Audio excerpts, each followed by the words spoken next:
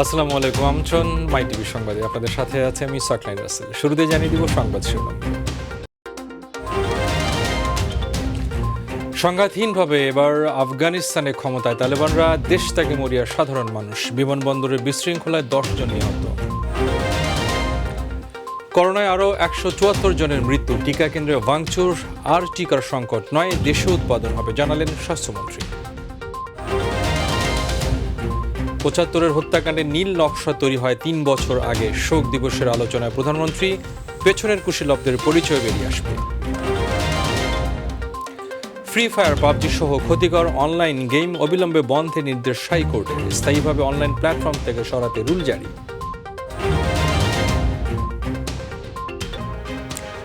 শুনলেন শিরোনাম। সংবাদ এছাড়াও থাকছে মাই টিভির সোমবারের বিশেষ আয়োজন দৃষ্টির আড়ালে।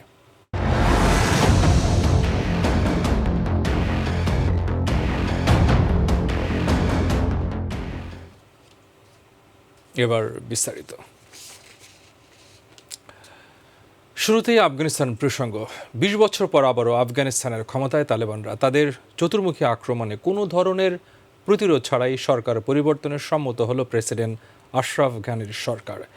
টানটান উত্তেজনার পরও সংঘাত সংঘর্ষহীন এক চিত্রনাট্যের সমাপ্তি দেখল গোটা বিশ্ব।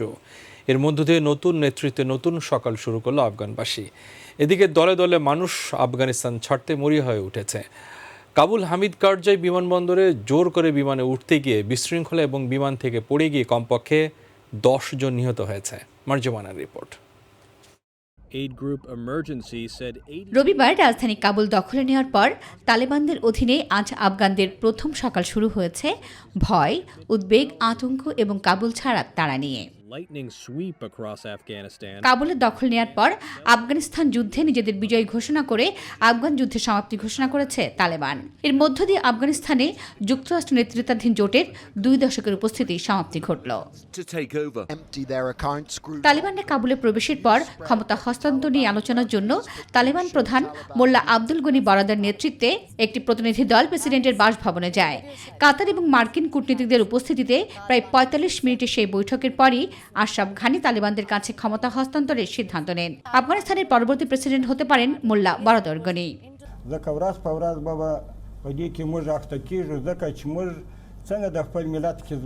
প্রেসিডেন্ট আশরাফ ঘানি কাবুল ছেড়ে পালিয়ে যাওয়ার পরই তালেবান যোদ্ধারা প্রেসিডেন্ট প্রাসাদের দখল নিয়েছে।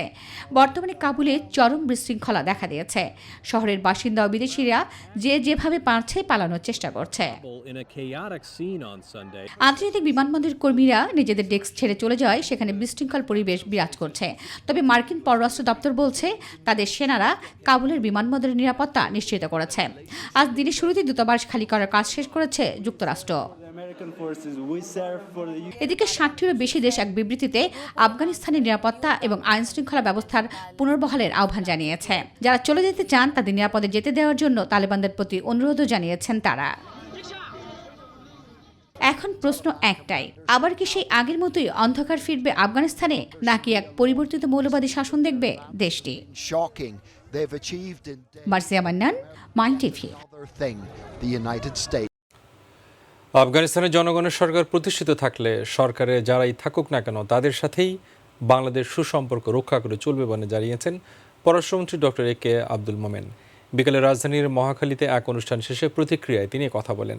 পররাষ্ট্রমন্ত্রী বলেন, সার্কভুক্ত দেশ হিসেবে আফগানিস্তানের ঘটনা প্রবাহের দিকে নজর রয়েছে বাংলাদেশের। দেশটিতে শান্তি বজায় থাকুক এবং সেই দেশে জনগণের সরকার প্রতিষ্ঠিত থাকুক, এটাই চায় বাংলাদেশ বলে জানান মন্তব্য করেন ডক্টর মোমেন। আমরা গণতান্ত্রিক সরকারে বিশ্বাস করি। বাংলাদেশ সব সরকারের সাথে বন্ধুত্ব, আর যে সরকারই আমাদের কাছে সাহায্য সহায়তা চাইবে আমরা তাদের সাহায্য সহায়তা দান করব। যদি তালেবান সরকার হয় এবং হয়েছে এবং সেটা জনগণের সরকার হয়, অবশ্যই আমাদের দরজা খোলা থাকে। এবার করোনা ও টিকাদান প্রসঙ্গ। করোনায় দেশে একদিন আরও 174 জনের মৃত্যু হয়েছে। এ সময় নতুন রোগী শনাক্ত হয়েছে 6,959 জন। করোনায় মৃত্যু আগের দিনের চেয়ে কমলেও নতুন রোগী শনাক্ত ও পরীক্ষার বিপরীতে শনাক্তের হার বেড়েছে। আগের দিন 187 জনের মৃত্যু এবং 6,684 জন নতুন রোগী শনাক্ত হয়েছিল। গত 24 ঘন্টায় 33,015 জনের নমুনা পরীক্ষা করা হয়। পরীক্ষার বিপরীতে রোগী শনাক্তের হার 21.08%।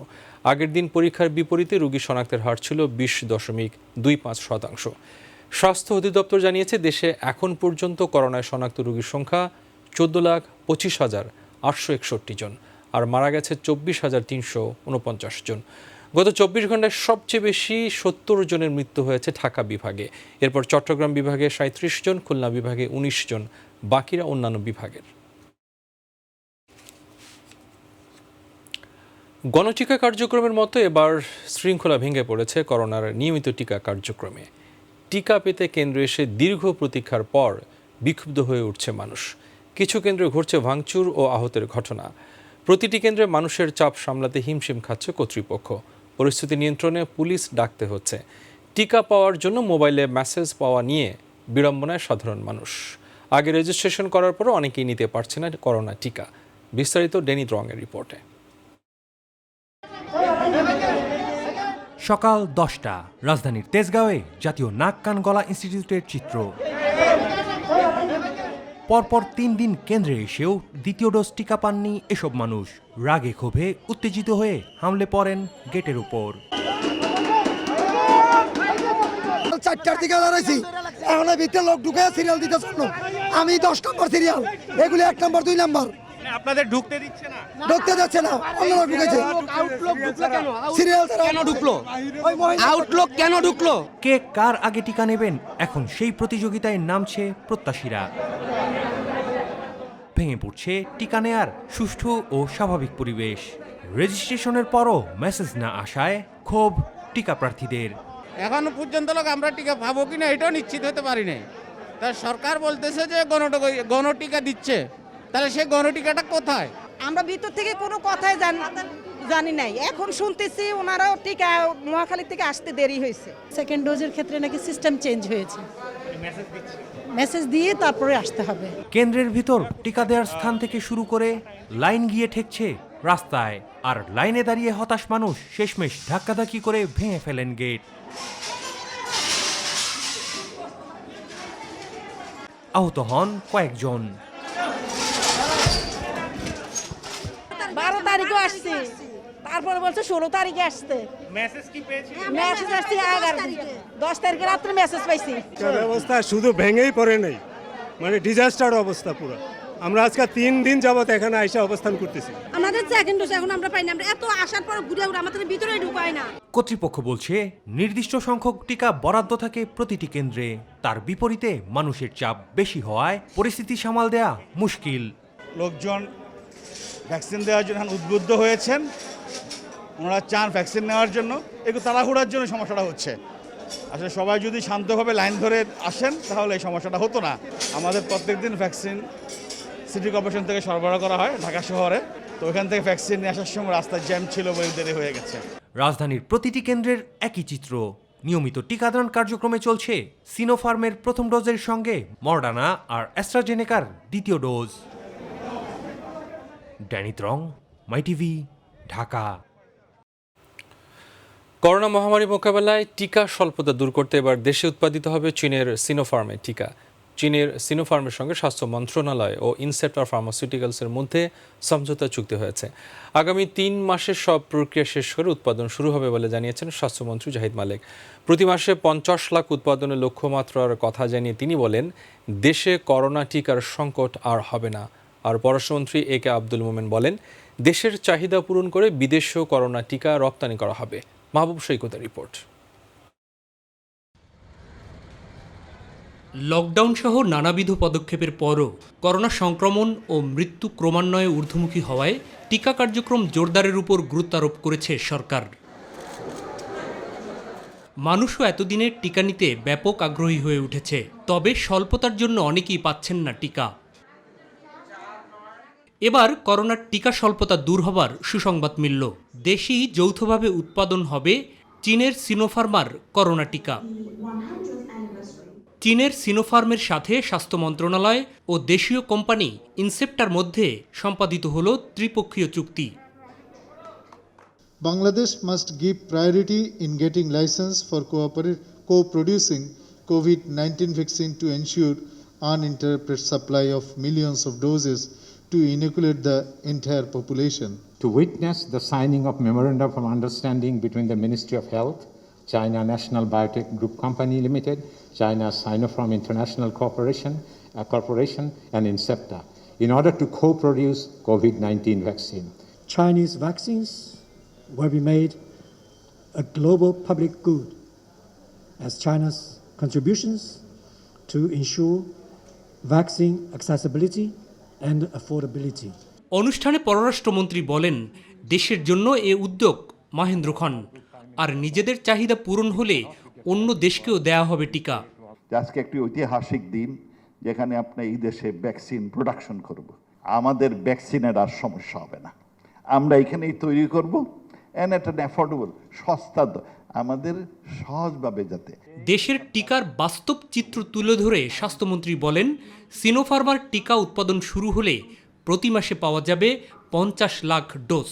এ পর্যন্ত বাংলাদেশ 3 কোটি 10 লক্ষ ভ্যাকসিন পেয়েছে।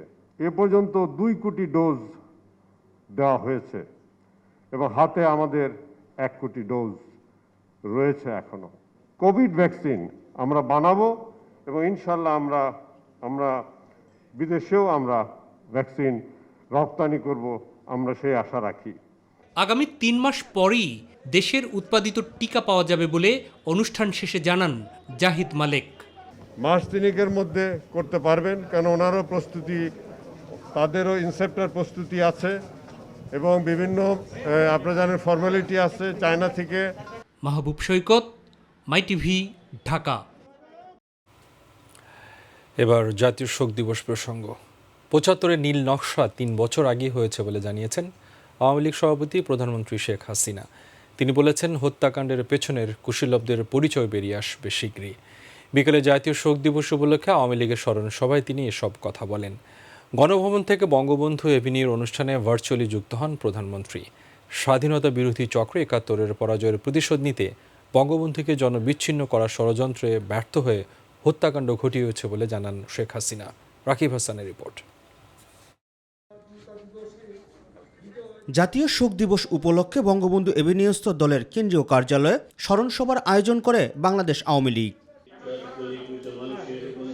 গণভবন থেকে ভার্চুয়ালি যোগ দিয়ে সভায় সভাপতিত্ব করেন দলীয় সভানেত্রী প্রধানমন্ত্রী শেখ হাসিনা। 75-এ নীরব থাকা বর্ণচোরদের বিরুদ্ধে দলীয় তদন্ত কমিটি গঠনের প্রস্তাব দেন কেন্দ্রীয় নেতারা।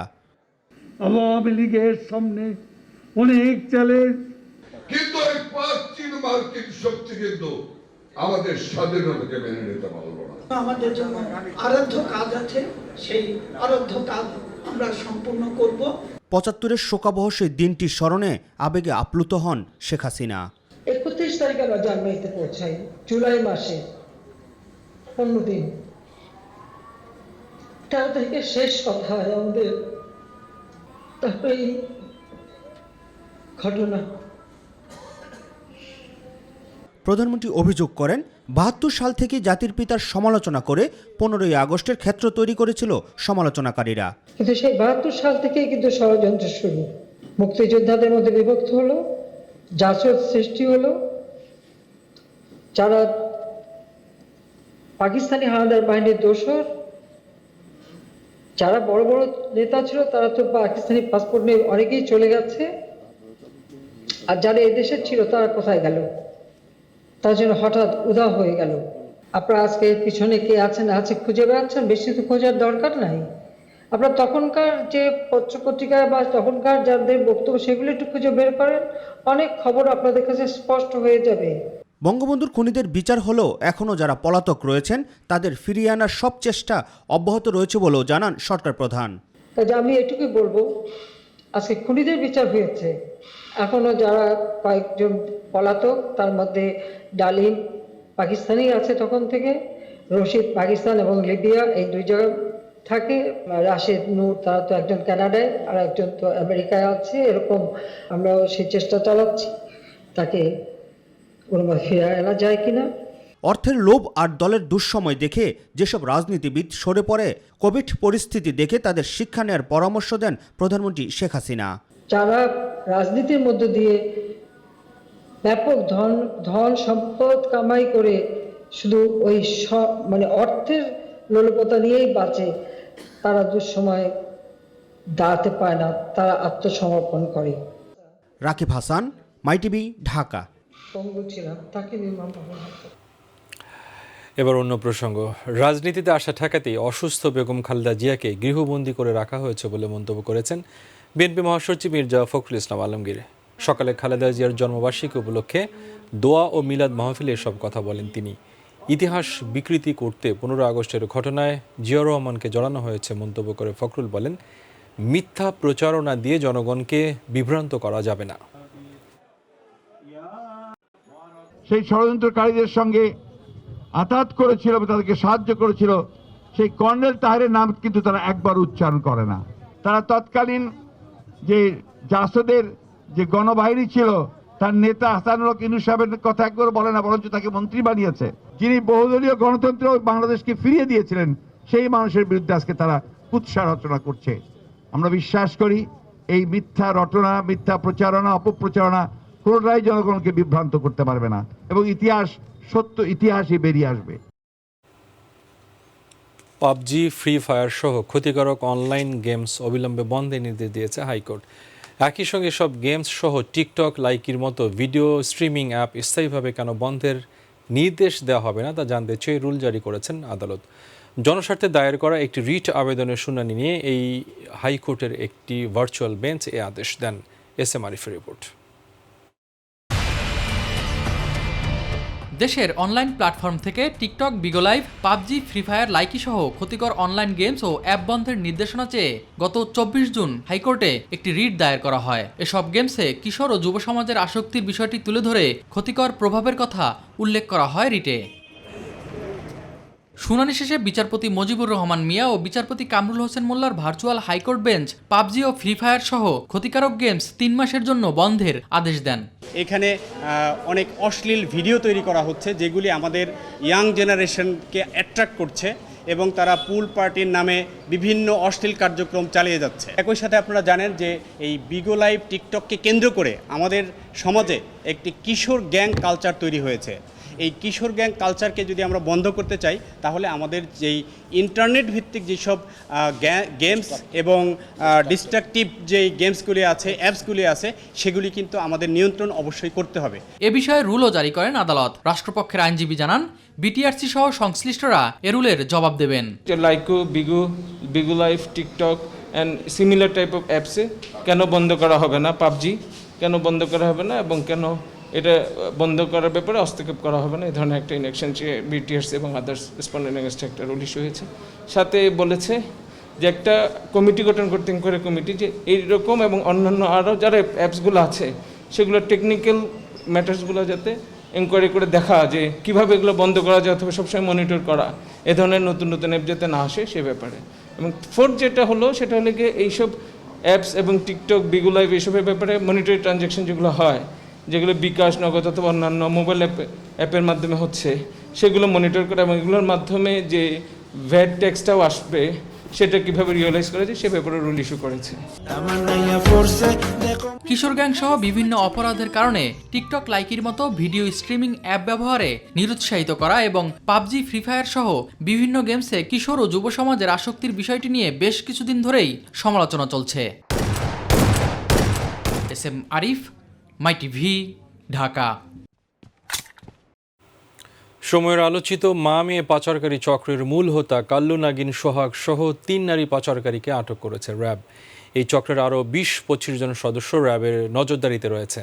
দুপুরে রাজধানীর কারওয়ান বাজারে র্যাবের মিডিয়া সেন্টারে প্রেস ব্রিফিং এসব তথ্য জানান আইন ও গণমাধ্যম শাখার পরিচালক কমান্ডার খন্দকার আল মুঈদ। তিনি জানান, এই চক্র দেশ থেকে 2 শতাধিক নারীকে পাচার করেছে। আরও জানাচ্ছেন জাহিদ আহমেদ বাবু। প্রতারণার ফাঁদে ফেলে উচ্চ বেতনে লোভনীয় চাকরির প্রলোভনে 17 বছর বয়সী এক নারীকে পার্শ্ববর্তী দেশে পাচার করে কাল্লু নাগিন সোহাগ সিন্ডিকেটের পাচারকারী চক্র। ভুক্তভোগী মেয়েটি ভারতে পাচারের সময় সাতক্ষীরা সীমান্ত থেকে রাতের বেলা বিষয়টি ফোনে তার মাকে জানায়। পাচার হওয়া তরুণীর মা ঘটনার বিষয়ে পল্লবী থানায় অভিযোগ করেও কোনো সুফল পাননি। ভিকটিমের মার অভিযোগ ছিল যেটা পল্লবী থানায় তিনি অভিযোগ করেছেন, বাট উনি সঠিক বিচার পান নাই। এই প্রেক্ষিতে আমরা মনে করি যে পুলিশের ঊর্ধ্বতন কর্তৃপক্ষ ব্যাপারটি খতিয়ে দেখবেন। পরে নিজেই যোগাযোগ করে পাচারকারীদের সাথে ভারতে গিয়ে কৌশলে মেয়েকে উদ্ধার করে আনেন। ঘটনাটি জানার পর রাজধানীর মিরপুর মোহাম্মদপুর থেকে পাচারকারী চক্রের 3 সদস্যকে আটক করে র্যাব। যারা পাচার করেছে তারা উক্ত তরুণীকে বিভিন্ন চাকরির প্রলোভন দেখিয়েছিল, বিশেষ করে বিউটি পার্লারের চাকরির প্রলোভন দেখিয়েছিল। র্যাব 4-এর আভিযানিক দল রাজধানীর মিরপুর এলাকা হতে এবং মাদারীপুরের শিবচর এলাকা হতে এই ঘটনার সাথে সংশ্লিষ্ট কালু নাগিন গ্রুপের যে সিন্ডিকেট রয়েছে, কালু নাগিন সহ 3 জনকে গ্রেফতার করতে সক্ষম হয়। ঘটনার সাথে জড়িত অন্য পাচারকারীদের নজরে রাখা হয়েছে বলে জানান র্যাবের আইন ও গণমাধ্যম শাখার পরিচালক। কালু এই পর্যন্ত তার এই চক্রের মাধ্যমে 2 শতাধিক নারীকে পার্শ্ববর্তী দেশে পাচার করেছে বলে আমাদেরকে স্বীকারোক্তি দিয়েছে। এই পাচার চক্রে বিভিন্ন নারী সদস্য সহ 20-25 জন সদস্য রয়েছে। অপরাধী চক্রকে আইনের আওতায় আনার কথা বলেন কমান্ডার খন্দকার আল মঈন। গ্রেফতারকৃতদের বিরুদ্ধে আইনানুগ ব্যবস্থা প্রক্রিয়াধীন। জাহিদ আহমেদ বাবু, মাই টিভি, ঢাকা।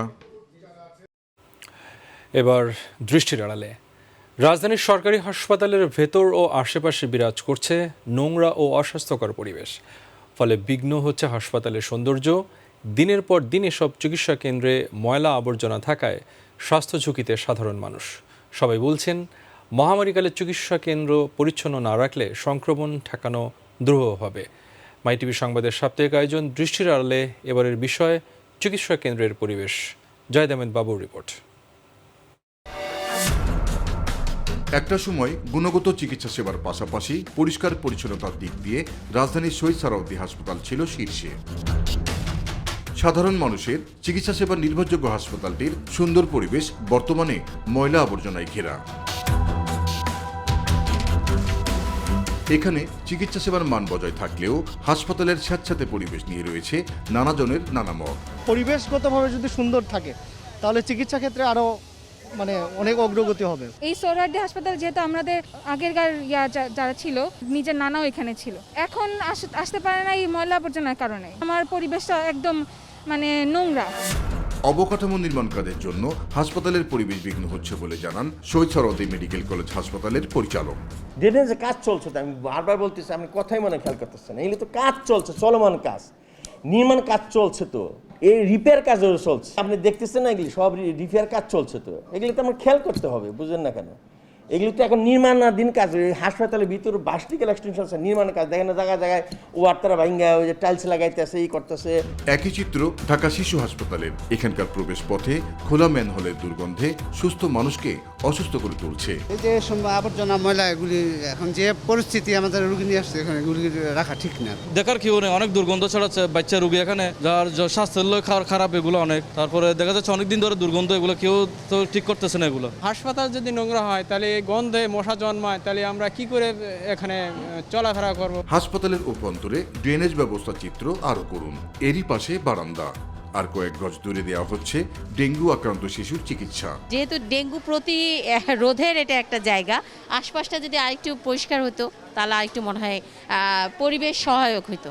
জানালা খুললে যে চারদিক থেকে যে একটা উৎকট গন্ধ আসে, এটাও আসলে এখানে যারা আছে তাদের স্বাস্থ্যগত সমস্যার একটা বিশেষ কারণ হতে পারে। চারপাশে এত ময়লা আবর্জনা, তারপর বাথরুম এত নোংরা, তারপর ময়লা আবর্জনা স্তব করা, আসলে এটা বাচ্চাদের জন্য একটা ভালো পরিবেশ না। এই অবস্থার জন্য জনবল স্বল্পতাকে দোষলেন হাসপাতালের উপপরিচালক।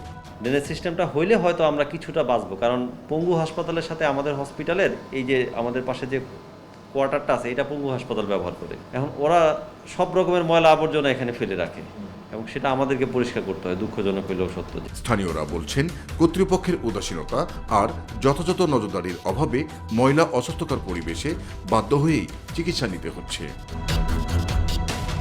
স্বাস্থ্যসেবায় রাজধানীর বিভিন্ন সরকারি হাসপাতাল গুরুত্বপূর্ণ ভূমিকা রাখলেও কেবলমাত্র হাসপাতালের ভেতর আর বাহিরে ময়লা আবর্জনা থাকায় স্বাস্থ্য ঝুঁকিতে রয়েছে মানুষ। সবাই বলছেন, ডেঙ্গু আর করোনা সংক্রমণ রোধে রাজধানীর চিকিৎসা কেন্দ্রগুলো পরিষ্কার পরিচ্ছন্ন রাখা জরুরি। জাহিদ আহমেদ বাবু, মাই টিভি, ঢাকা। আমদানির চাল দেশে আসলে দাম কমে যাবে বলে জানিয়েছেন খাদ্যমন্ত্রী সাধন চন্দ্র মজুমদার। সচিবালয়ে নিজ দপ্তরে সাংবাদিকদের সঙ্গে আলাপকালে মন্ত্রী একথা জানান। খাদ্যমন্ত্রী বললেন, চাল আমদানিতে ট্যাক্স ৬২.৫% থেকে কমিয়ে ২৫% করা হয়েছে। বেসরকারিভাবে চাল আমদানি করতে আগ্রহীরা ২৫ আগস্টের মধ্যে আবেদন করতে পারবেন বলেও জানান খাদ্যমন্ত্রী। আবেদন করলে যে ২৫শে আগস্টের পরে আমরা তাদেরকে বরাদ্দ দেব এমন কথা নয়। আমরা গতবার ট্রিপও করেছিলাম, যেদিন যে আবেদন পড়বে আমরা সেই দিনই সেটার আমদানির ভলিউম দেখে বা দক্ষতা দেখে বা এর আগে কতখানি এনেছে কতখানি আমরা দিতে পারবো দেখে আমরা কিন্তু প্রতিদিনই ছেড়ে দেব। রাজধানী মিরপুরের জাতীয় চিড়িয়াখানায় বাঘ পরিবারে এলো নতুন 2 অতিথি। দীর্ঘদিন লকডাউনে দর্শনার্থী না থাকায় রয়্যাল বেঙ্গল টাইগার দম্পতি টগর বেলির কোল জুড়ে আসে দুর্জয় অবন্তিকা ভাই বোন।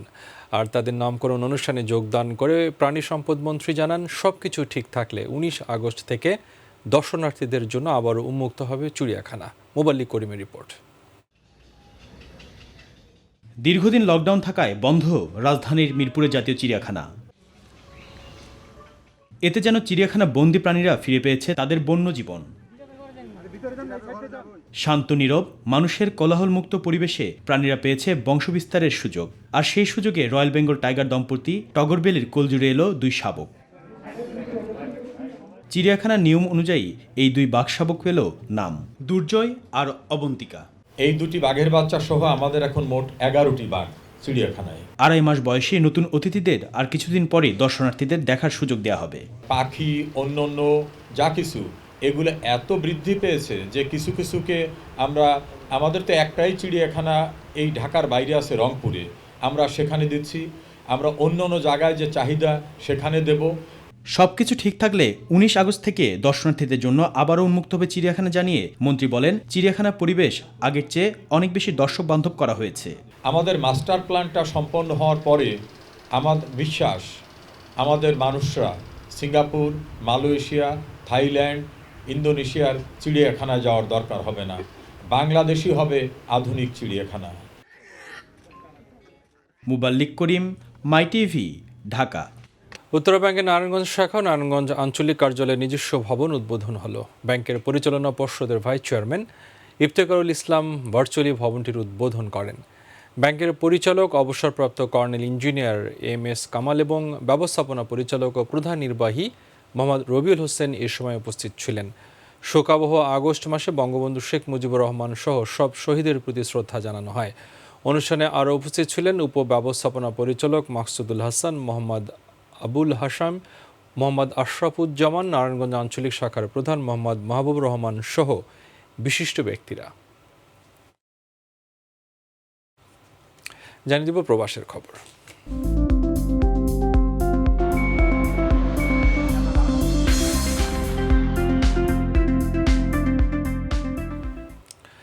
জাতির পিতা বঙ্গবন্ধু শেখ মুজিবুর রহমানের 46তম শাহাদত বার্ষিকী উপলক্ষে যুক্তরাষ্ট্রের নিউ ইয়র্কের টাইম স্কোয়ারে বিলবোর্ডে বঙ্গবন্ধুর জীবন ও আদর্শভিত্তিক ছবি প্রদর্শনীতে আবেগে আপ্লুত যুক্তরাষ্ট্রে বসবাসরত বাঙালিরা। আরও জানাচ্ছেন প্রতিনিধি মল্লিকা খান। বঙ্গবন্ধুর জীবন, আদর্শ ও কর্ম বিশ্ববিখ্যাত টাইম স্কোয়ার বিলবোর্ডে প্রদর্শন করার এই অনন্য উদ্যোগে নেতৃত্ব দিয়েছেন বাংলাদেশি আমেরিকান উদ্যোক্তা এবং প্রচার সংস্থা NY ড্রিমস প্রোডাকশনের প্রধান নির্বাহী ফাহিম ফিরোজ। যারা আমেরিকা আছে, যারা নিউ ইয়র্কে আছে, প্রবাসী আছে, তারা আমরা দেশের জন্য বঙ্গবন্ধুর জন্য কি করতে পারি, এই চিন্তা থেকে আমি ভাবলাম এখানে টাইম স্কোয়ার যে আইকনিক বলরব বিলবোর্ড আছে সেখানে যদি বঙ্গবন্ধুকে সারাদিন ধরে যদি দেখানো হয় তাহলে বঙ্গবন্ধুকে বিশ্বমঞ্চে লাখো লাখো মানুষের কাছে পৌঁছানো যাবে। 15 আগস্টের মধ্যরাত 24 ঘণ্টাব্যাপী প্রতি 2 মিনিটে 15 সেকেন্ড করে মোট 720 বার আইকনিক বিলবোর্ডে বঙ্গবন্ধুর ছবি প্রদর্শিত হয়েছে। প্রদর্শনী ঘিরে প্রবাসী বাঙালিরা মেতেছিলেন মিলন মেলায়। আজকে নিয়োগের মতো জায়গায় আমাদের জাতির পিতা ছবি উঠেছে, আমি আজকে জাতির পিতাকে শ্রদ্ধা করে স্মরণ করছি। টাইম স্কোয়ারের এই ব্যানারে বঙ্গবন্ধুর ভাষণ চালানোর মধ্য দিয়ে আমরা জাতীয় শোক দিবসের কর্মসূচি শুরু করেছি। বঙ্গবন্ধুর 7 মার্চে ঐতিহাসিক এই ভাষণটা প্রদর্শন হচ্ছে। আমরা বাঙালিরা গর্বিত। প্রথমবারের মতো বিশ্বের রাজধানীতে বঙ্গবন্ধুর ছবি আকাশ জমির ছবি আমরা দেখতে পাচ্ছি। রাষ্ট্রদূত শহীদুল ইসলাম এবং কনসাল জেনারেল সাদিয়া ফয়জুন্নেসা এই আয়োজনের জন্য উদ্যোক্তাদের ধন্যবাদ জানিয়েছেন এবং ঐতিহাসিক এই অনুষ্ঠানের অংশ হতে পেরে সন্তুষ্টি প্রকাশ করেছেন। যাদের উদ্যোগে এই আয়োজন তাদেরকে ধন্যবাদ জানাই। শেখ মুজিবুর রহমানকে শ্রদ্ধা প্রদর্শন করা হলো, সেই মুহূর্তটির অনুভূতি বর্ণনা করার ভাষা আমাদের কারো নেই। প্রবাসী বাংলাদেশিদের বিশেষ করে দ্বিতীয় এবং তৃতীয় প্রজন্মের বাংলাদেশি আমেরিকানদের কাছে বঙ্গবন্ধুর জীবন ও আদর্শ তুলে ধরতে কার্যকর ভূমিকা পালন করবে এ ধরনের উদ্যোগ, এমনটাই বলছেন প্রদর্শনীতে আসা দর্শকরা। স্বাধীনতার মহান স্থপতি জাতির পিতা বঙ্গবন্ধু শেখ মুজিবুর রহমানের 46তম শাহাদাত বার্ষিকী উপলক্ষে জাতীয় শোক দিবসের আয়োজন এখন দেশের গণ্ডি ছাড়িয়ে বিশ্বজুড়ে। সবারই এক চাওয়া, সব অপরাধীদের শাস্তির মাধ্যমে কলঙ্ক মুক্ত হোক জাতি। Mallika Khan, My TV, Times Square, New York, যুক্তরাষ্ট্র। বাংলাদেশ দূতাবাস কুয়েতের উদ্যোগে স্বাধীনতার স্থপতি জাতির পিতা বঙ্গবন্ধু শেখ মুজিবুর রহমানের 46তম শাহাদত বার্ষিকী ও জাতীয় শোক দিবস উপলক্ষে আলোচনা অনুষ্ঠিত হয়েছে। বাংলাদেশ দূতাবাসে জাতীয় পতাকা অর্ধনমিতকরণ, বঙ্গবন্ধুর প্রতিকৃতিতে পুষ্পস্তবক অর্পণ, কোরআন তেলাওয়াতের মধ্য দিয়ে দিনের কর্মসূচি শুরু হয়। রাষ্ট্রদূত মেজর জেনারেল মোহাম্মদ আশিকুজ্জামানের সভাপতিত্বে প্রশাসনিক কর্মকর্তা সাজিদুল ইসলামের সঞ্চালনায় বাংলাদেশ থেকে প্রেরিত রাষ্ট্রপতি, প্রধানমন্ত্রী, পররাষ্ট্রমন্ত্রী ও পররাষ্ট্র প্রতিমন্ত্রীর বাণী পাঠ করে শোনান দূতাবাসের ঊর্ধ্বতন কর্মকর্তারা। দর্শক সঙ্গে থাকার জন্য ধন্যবাদ। আল্লাহ হাফেজ।